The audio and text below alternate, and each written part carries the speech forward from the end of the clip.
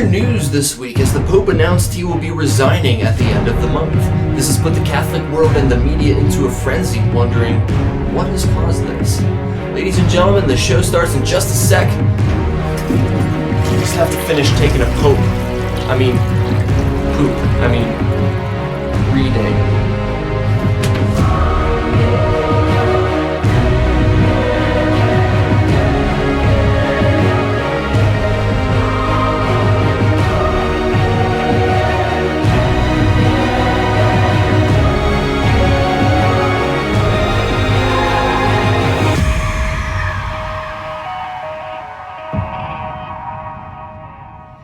Yes! I just really wanted to give this show a really lowbrow start in honor of the Pope. Hey, where'd this beard situation come from? That wasn't here last week. That, ladies and gentlemen, is the magic of film. His name is Scratch, by the way. But anyway, time to focus. This week's show is about the resignation of the Pope. And all we know is what the Pope himself told us, and that he's hanging up the old papal hat because of old age. I don't blame him, especially with all them robes. A man that size must be hot as hell under there. But a funny thing is happening. A whole lot of speculation, that's what. Is the Pope being forced to resign? Is he going to be put on trial for the Catholic Church's role in covering up the sexual abuse crimes? When you read these articles, there's heavy use of words like allegedly, and reportedly, and according to sources. Well, what sources? Because there are none. Per usual, news organizations are just running their mouths, trying to capitalize on this headline.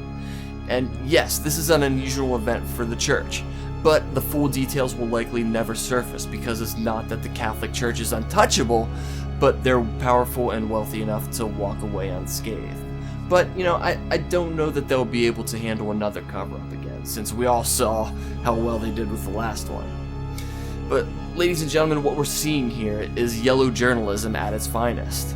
We can predict who the next pope will be all we want on a slow news day, but it's really disappointing that responsible news organizations are resorting to sensationalism to grab headlines. In fact, me, the guy who started this episode taking a dump, is giving you more honest coverage than the mainstream news organizations. See, there was a point to that. So don't get me wrong, I'm not defending the Catholic Church. I would like to see them less relevant as much as the next fella. But at the end of the day, I see Pope Benedict walking away unscathed. Unlike all those altar boys.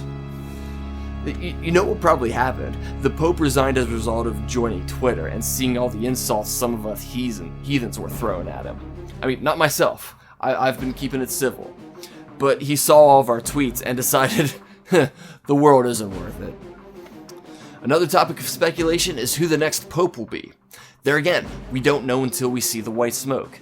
Whoever it will be will certainly have the work cut out for him, though. And you know what? I'm always up for a challenge. I mean, I could run that show, so hey, why not? Today, I'd like to formally announce my candidacy for pope. Besides the fact that I'll have a huge mess to clean up, I mean, it can't be that hard, right?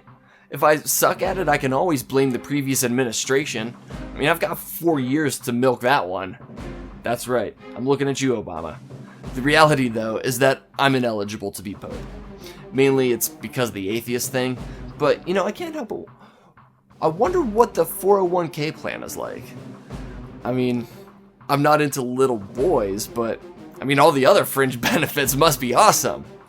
And if you vote for me, I'd get in there and clean house, because I'd have 900 years of catching up to do. So what would I do? First, obviously, I would have to make that sex abuse thing right. So to do this, I would leverage the considerable financial assets of the Vatican. I'd give it all away. Not that money is the cure for it all, but I'm sure it'd be a start.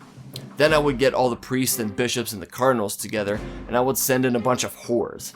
That's right, second priority is to get those boys laid, because that celibacy rule is asinine. And, it would help relieve a lot of stress, too.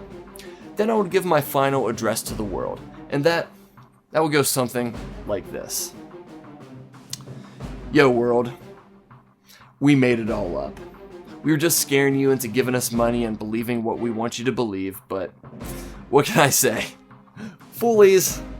Sure, we started a couple of wars and raped more than a handful of kids, but if you want to stick with us, you're more than welcome to. We'd love to have you, but not me though. I'm out. 2 in a row, bitch! And that's how it would be.